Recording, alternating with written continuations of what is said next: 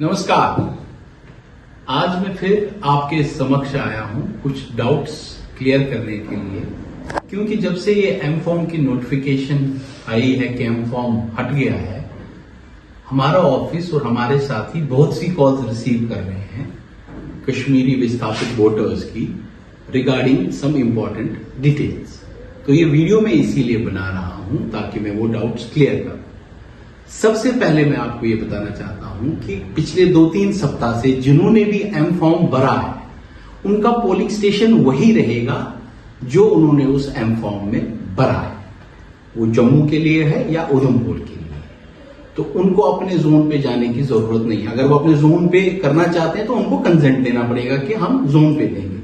Otherwise उन्होंने M form पे अपना पोलिंग स्टेशन का ऑप्शन दिया है, उनका पोलिंग स्टेशन वही रहेगा। दूसरा, जिन्होंने एम फॉर्म नहीं भरा है उनके लिए क्या प्रोसीजर रहेगा। जिन्होंने एम फॉर्म नहीं भरा है उनके पास सिर्फ उनका एक एपिक नंबर चाहिए। वो अगर वोटर लिस्ट में है तो सबसे पहले तो उनको देखना है कि वोटर लिस्ट में है। वो अगर वोटर लिस्ट में है या उनके पास एपिक नंबर है अपना, तो वो अपने जोन पे जाके उनको इन्फॉर्म कर सकते हैं कि ये मेरा एपिक नंबर है, मैं यहां वोट डालूंगा। जो भी वो पोलिंग स्टेशन है वहां पे वो आपका वोट डालेंगे। अब यहां पर एक और बात आती है कि बहुत लोगों के पास वोटर आईडी कार्ड है और बहुत लोगों के पास वोटर आईडी कार्ड नहीं है। अगर आपके पास वोटर आईडी कार्ड नहीं है तो दैट डज नॉट मीन कि आप वोट नहीं डाल सकते। इलेक्शन कमीशन ऑफ इंडिया ने यह सूची जारी की है, ये इंफॉर्मेशन बार बार वो देते हैं कि अगर आपके पास वोटर आईडी कार्ड नहीं है और आपके पास अपना एपिक नंबर है या आपके पास अपना स्लिप है, जो वोटर लिस्ट में जो फोटो वाला होता है, अगर उसका फोटो भी है, तो आपको क्या क्या डॉक्यूमेंट्स ऐसे हैं जो आपको उस दिन पोलिंग स्टेशन पे दिखाने हैं। मैं वो आपके समक्ष रखना चाहता हूं। वो 12 डॉक्यूमेंट्स है जो आप उस दिन पोलिंग के दिन ले सकते हैं, जो वैलिड है, और अगर आपके पास अपना एपिक नंबर है। वो है वोटर आईडी कार्ड, दूसरा हो गया passport, driving licence, service identity card issued to employees by central, state, PSU, public limited companies, passbook issued by the bank, post office with photo। छठा, पैन कार्ड। सातवां, smart card issued under the scheme of Ministry of Labor। MNREGA job card, health insurance smart card issued under the scheme of Mining of Ministry of Labor। Pension document with photo। Official identity card issued by MPs, MLAs and MLCs। और आधार card. ये 12 वो documents है, photo identity cards है, जो आप उस दिन, जिस दिन आपकी पोलिंग है, आप अपने पोलिंग स्टेशन पे ले सकते हैं अगर आपके पास अपना एपिक नंबर है।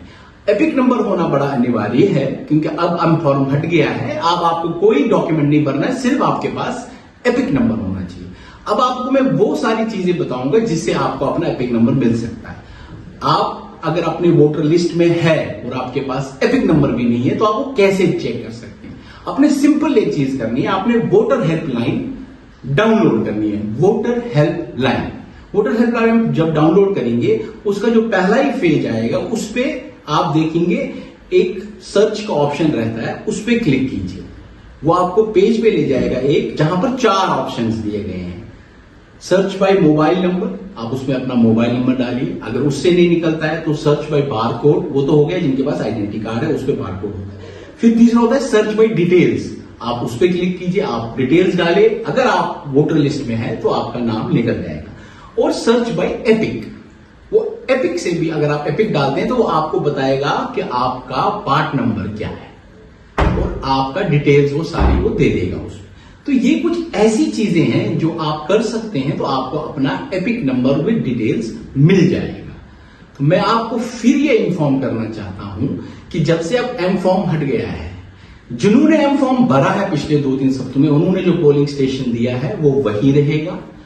अगर जिन्होंने अब एम फॉर्म नहीं भरा है, उनको सिर्फ अपना एपिक कार्ड जो है, एपिक नंबर जो है, वो कहीं से निकालना है, एपिक नंबर अपने पास रखना है। और जो मैंने ये आइडेंटिटी डिटेल्स दी है कि आप क्या क्या आइडेंटिटी कार्ड उस दिन ले सकते हैं, वो अपने पास एक इनमें से 12 में से कोई भी आइडेंटिटी कार्ड रखिए और अब आप अपने जोन में जाके, जो भी आपका जोन का पोलिंग स्टेशन रखा गया है, आप जाके वोट डाल सकते हैं। ये जो डाउट क्लियरिंग सेशंस है ये मैं हमेशा देता रहूंगा अगले 10-15 दिनों में, जब तक ये पार्लियामेंट्री सेशंस है। आपको मैं एक और सूचना देना चाहता हूं, अगर आपको वोटर लिस्ट भी एक ऐसी चीज है जहां से आप अपना डिटेल निकाल सकते हैं। शंकर बिल्डिंग जो ARO माइग्रेंट्स का है उनके पास भी सूची है और बहुत जगह पे बहुत लोगों ने वोटर लिस्ट रखी हुई है। आप वहां पे जाइए और आप ये चेक कर सकते हैं, अगर आपका उस एरिया में वोटर लिस्ट में नाम है, एपिक नंबर है, अगर आपका फोटो भी नहीं है और एपिक नंबर है, फिर भी आप जो मैंने ये सारी डिटेल्स बताई है वो डिटेल्स लेके, ओरिजिनल आइडेंटिटी कार्ड लेके अपना वोट डाल सकते हैं। तो मेरा आप सबसे ये निवेदन है कि आप आने वाले जो पार्लियामेंट्री इलेक्शंस है, जो जब भी होंगे, असेंबली इलेक्शंस उसमें या जो भी इलेक्शंस होंगे, उनमें बढ़ चढ़कर हिस्सा लीजिए। बहुत बहुत धन्यवाद।